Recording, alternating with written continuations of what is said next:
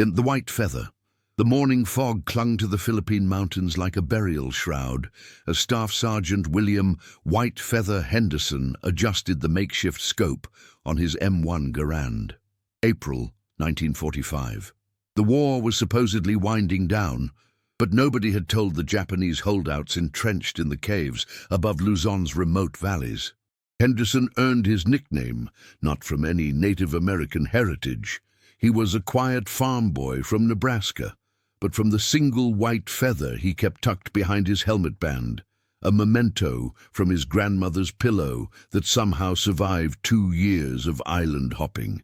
When the transport ship had delivered him to Guadalcanal in 1943, that feather was all he carried from home besides his rifle and the certainty that the enemy were savage fanatics who would never surrender. Now, perched on a rocky outcrop 800 meters above the suspected Japanese positions, Henderson touched the feather unconsciously as he studied the terrain through his improvised optic. The other Marines in his reconnaissance unit thought his attachment to that old hunting rifle scope was borderline obsessive. Salvaged from a destroyed observation post weeks earlier, the German optic had been crudely mounted to his Garand by a creative armorer who warned it might not hold 0 past 50 rounds. "Henderson, you still nursing that bastard rifle?" Corporal Davies called from the radio position. "Real snipers use proper equipment." Henderson didn't respond. Most snipers had switched to the new M1903A4 with proper telescopic sights, but Henderson's Garand had saved his life too many times to abandon. The semi-automatic fire rate meant everything in close jungle encounters, even if the purists mocked his bastard rifle setup.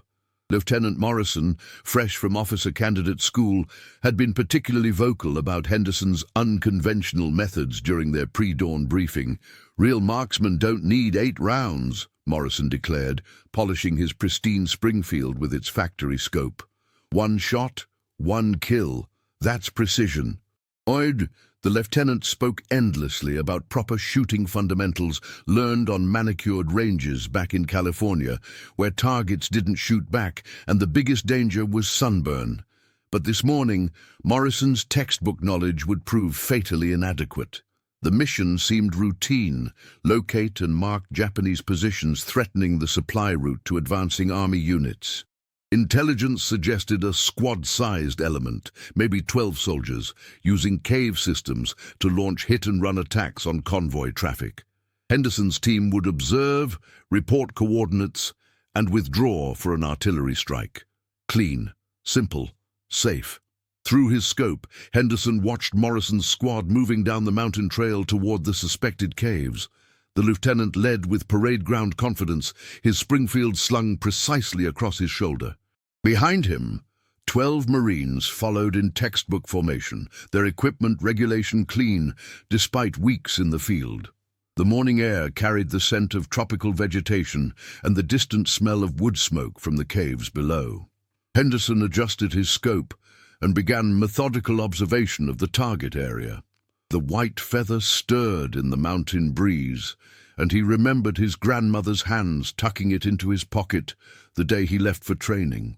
"Remember, Willie," she had whispered, "even in the darkest places, something gentle survives." Henderson had smiled politely, but privately wondered what his grandmother could possibly know about war against an enemy that chose death before dishonor and treated prisoners as beneath contempt. If stories like this make you question what you'd do in someone else's boots, tell us in the comments how you imagine you'd react in this camp. And stay with us for the next chapters. How do you prepare for an enemy that defies everything you've been taught to expect? Henderson spotted the first muzzle flash at 0647 hours, just as dawn broke through the canopy. Not from the suspected cave positions, but from concealed fighting holes scattered across a ridgeline 800 meters away. His improvised scope revealed the awful truth. At least 40 Japanese soldiers had spent weeks preparing an elaborate ambush. Morrison's squad was walking directly into a carefully orchestrated killing field. The radio crackled with Morrison's confident voice. "White Feather, maintain overwatch. We're moving to investigate those caves." Henderson watched through his scope as the lieutenant led 12 Marines down a game trail that would expose them to interlocking fields of fire from multiple directions. The Japanese positions were expertly concealed, spider holes covered with vegetation, machine gun nests built into natural rock formations, and what appeared to be a mortar team positioned to bracket any retreat route. "Morrison, abort the approach." Henderson keyed his radio urgently. Static answered him. The terrain was blocking transmission. In less than 10 minutes, Morrison's textbook tactics would trigger a slaughter. Henderson's hands trembled slightly as he calculated angles and distances. His modified Garand wasn't designed for precision shots at this range, and the improvised scope mounting meant each shot might knock the optic loose. But radio contact with Morrison had been lost due to the terrain, and artillery support was 20 minutes away. 12 Marines were about to die, and Henderson held the only tool that might change the equation. Through his scope, he could see a Japanese officer in one of the concealed positions, field glasses raised, coordinating the ambush with hand signals. The officer wore a clean uniform and moved with the calm precision of someone who had done this many times before. Henderson's training screamed at him. These weren't the desperate, starving holdouts intelligence had described. These were disciplined soldiers executing a carefully planned operation. The white feather fluttered against his helmet as Henderson watched Morrison's squad approach the kill zone. The lieutenant paused 50 meters from the cave entrances, studying them through his own scope. In 30 seconds, he would give the signal to advance, and the hidden Japanese would open fire from 3 directions simultaneously. Henderson made his choice. What followed defied every manual ever written about sniper tactics. Instead of seeking the perfect single shot Morrison had preached about, Henderson embraced the Garand's rapid-fire capability. Using the 8-round clip like a precision instrument, he began systematically disrupting the ambush before it could develop. The first shot targeted the Japanese officer coordinating the attack, not to kill, but to wound and create confusion. The officer spun and dropped, clutching his shoulder.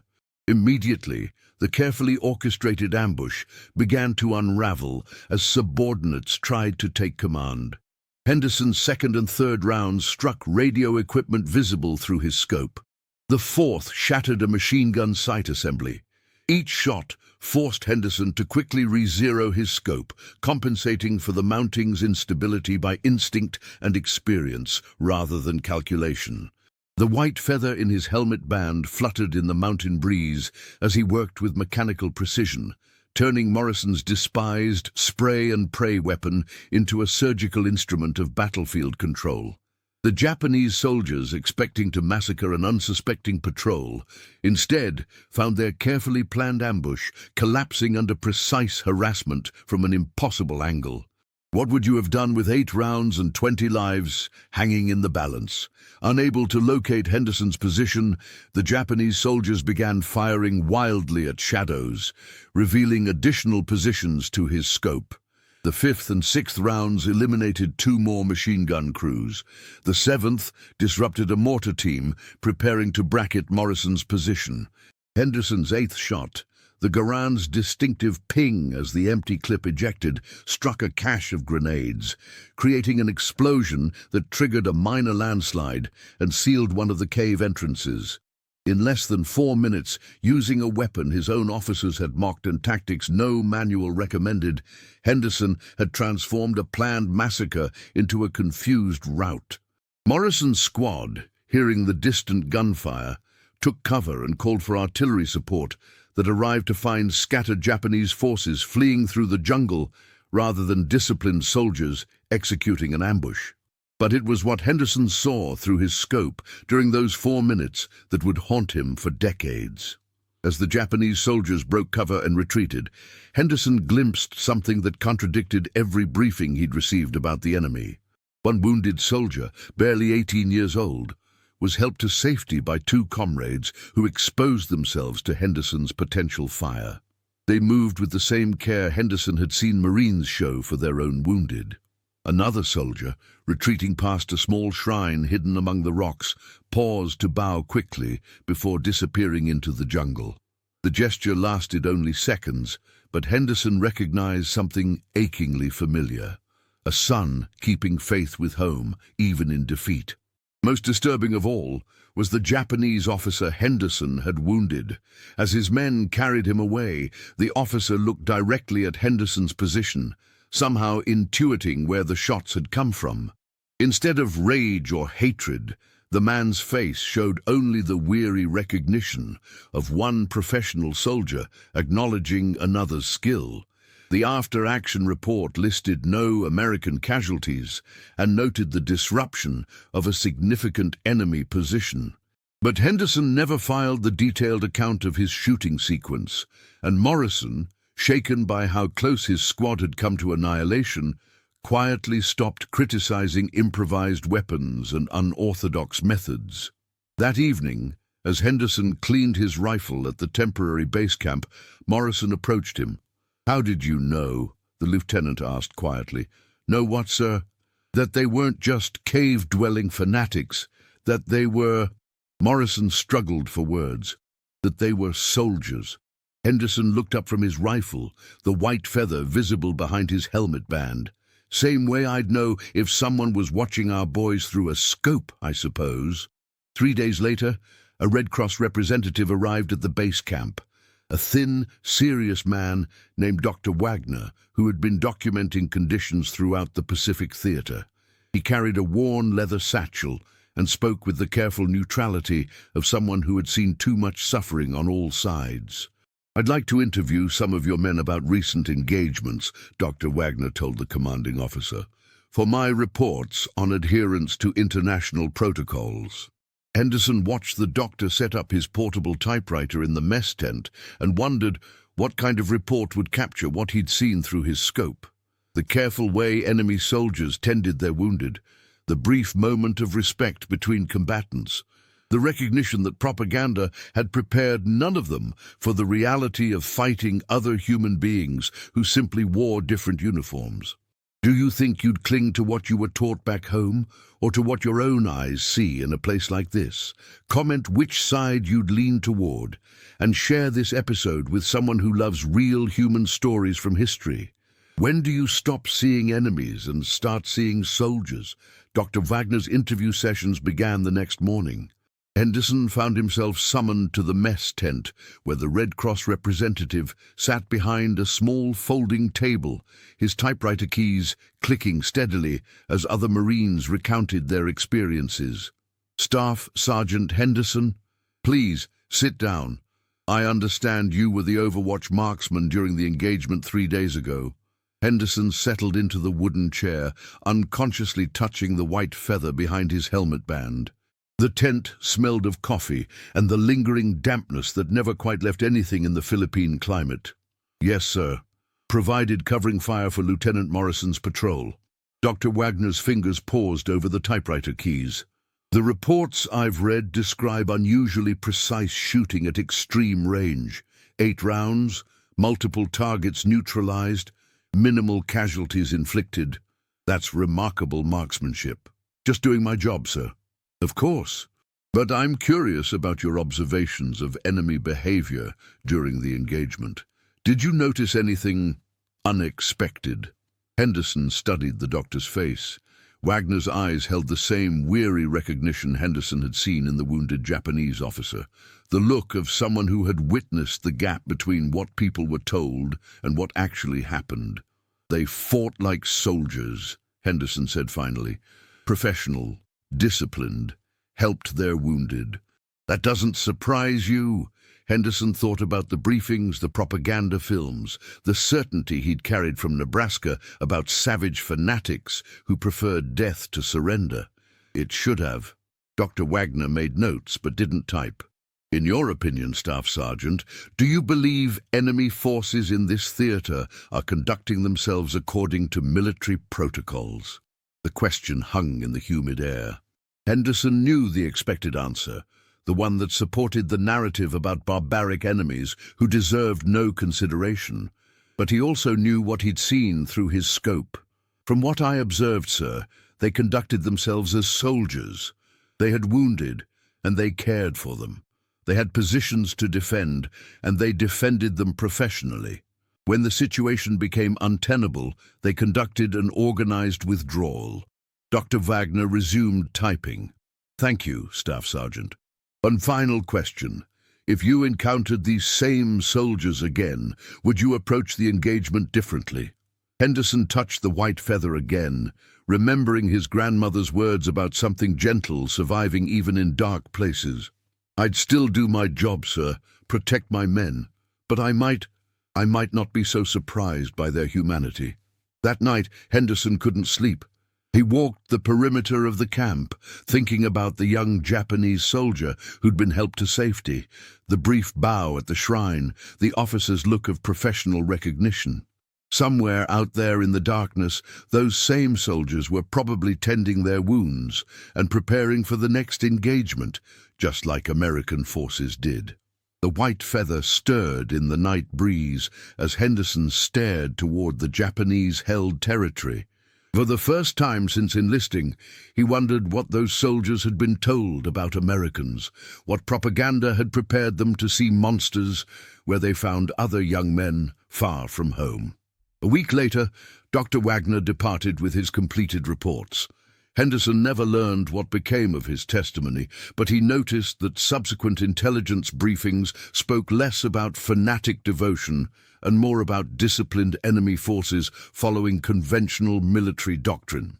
The change was subtle, almost imperceptible, but Henderson recognized it as a small victory for truth over comfortable fiction. Can you carry two contradictory truths without one eventually breaking the other? 2 months after Dr. Wagner's visit, Henderson received orders that would change everything. Temporary assignment to a prisoner processing facility near Manila. The irony wasn't lost on him. The marksman who had wounded the Japanese officer was now responsible for interrogating captured enemy soldiers. The facility was a converted warehouse surrounded by chain-link fence and watchtowers. Inside, Henderson found something that shattered his remaining certainties about the enemy. A makeshift infirmary where captured Japanese soldiers received the same medical care as American wounded. Dr. Sarah Chen, a Chinese-American Army medic, supervised the facility's medical operations with quiet efficiency. She had been treating prisoners for 6 months, and her observations contradicted everything Henderson thought he knew about enemy fanaticism. Most of them are relieved to be alive, she told Henderson as they walked through the ward. Terrified about what their families will think, but relieved. Henderson watched as Dr. Chen checked on a young Japanese soldier, barely 20, with a shoulder wound that could have been inflicted by a Garand at long range. The prisoner's eyes widened when he saw Henderson's marksman badge, and for a moment, both men recognized each other across the language barrier. He was at that Ridge engagement, wasn't he? Dr. Chen asked quietly. Henderson nodded. Probably. Dr. Chen handed Henderson a small notebook. This was found in his personal effects. You should read it. The notebook contained diary entries in English. The young soldier had been a university student before the war, studying American literature. Henderson read entries about missing his family, about questioning orders that seemed designed to waste lives, about hoping the war would end before he had to kill anyone. One entry, dated 3 days after the Ridge engagement, stopped Henderson cold. The American marksman who wounded Lieutenant Yamamoto could have killed him easily, but he chose not to. Why would he show mercy to enemies? Perhaps he understands we are all just soldiers trying to survive this war and return home. I pray I have such wisdom if I ever hold another man's life in my hands. Henderson closed the notebook, his hands trembling. The white feather in his helmet band suddenly felt impossibly heavy. Doctor, what happens to prisoners when the war ends? The healthy ones go home eventually, Dr. Chen replied. Most of them have families waiting, just like your Marines do. That evening, Henderson sat alone in the facility's small office, staring at the young soldier's notebook. Everything he'd been taught about the enemy Their supposed fanaticism, their inability to think beyond orders, their fundamental difference from American soldiers lay in ruins around that simple diary. The next morning, Henderson requested a transfer back to his unit. Before leaving, he visited the young prisoner one last time. Neither man spoke. They shared no common language except the universal understanding of soldiers who had survived the same battle. Henderson left the notebook on the prisoner's bedside table. Weeks later, when the war ended, Henderson removed the white feather from his helmet for the last time. The makeshift scope had finally worked loose during his last firefight, but it had served its purpose. He never spoke publicly about the morning when calm decision-making and a bastard rifle saved 12 lives through quiet precision rather than dramatic heroics. But he also never spoke about the notebook, or the young soldier's recognition that mercy was possible even between enemies, or the terrible realization that everything might have been different if both sides had seen each other as human from the beginning. What do you do when mercy becomes harder to forget than hatred? The war's end brought ticker-tape parades and speeches about courage under fire, but Henderson understood that the most important victories often happened in silence, witnessed only by morning fog and the distant mountains that kept their secrets. Henderson returned to Nebraska in November 1945, carrying his duffel bag and a burden of knowledge he couldn't share.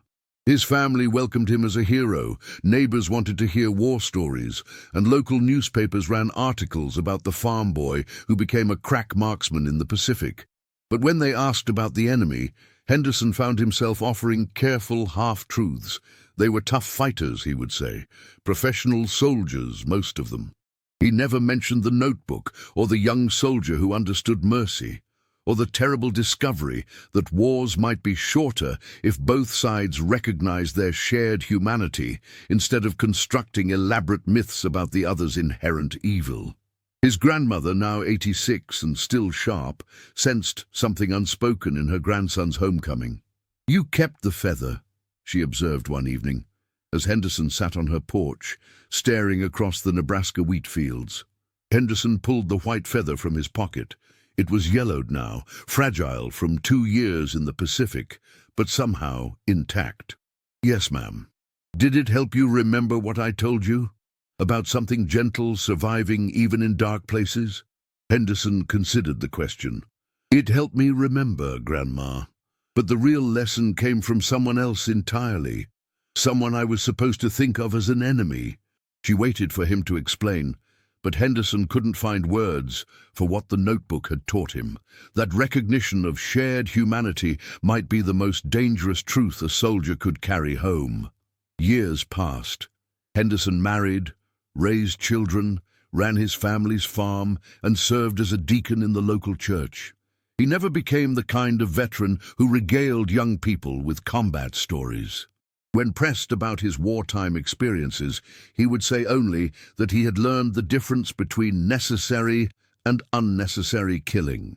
In 1975, 30 years after the war's end, Henderson received an unexpected letter. It was written in careful English and postmarked from Tokyo. "Dear Mr. Henderson, you may not remember me, but I was the young soldier in the Manila facility who kept a diary in English.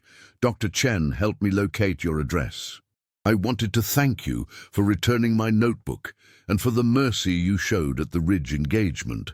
I became a teacher after the war, and I often tell my students that understanding between nations begins with recognition that former enemies can become friends when they see each other as human beings rather than symbols. I still have the notebook, and I still remember the American marksman who chose mercy over hatred. With gratitude and respect, Hiroshi Tanaka." Henderson read the letter 3 times before folding it carefully and placing it in his desk drawer next to the white feather. That evening, he finally told his wife about the notebook, the young soldier, and the terrible wisdom that wars might end differently if soldiers on both sides understood they were fighting other people's children rather than inhuman monsters. Sometimes the difference between tragedy and survival came down to one person making calm decisions with whatever tools were available, regardless of what the manual said was proper. But sometimes, Henderson had learned, the difference between war and peace came down to recognizing that the person in your crosshairs might be someone capable of the same mercy you hope to receive. The white feather now rests in a small frame on Henderson's mantle, next to a photograph of him in his Marine uniform and a faded copy of a young Japanese soldier's diary. His grandchildren know it as a reminder that even in the darkest times, something gentle can survive. And that survival sometimes requires the courage to extend that gentleness to those we've been taught to see as enemies. If this story reminded you that even in the darkest times, small acts of humanity still matter, subscribe to the channel, tell us which country you watch from, and invite someone to revisit history with us in the next story. When mercy becomes a harder burden than hatred, which do you choose to carry forward?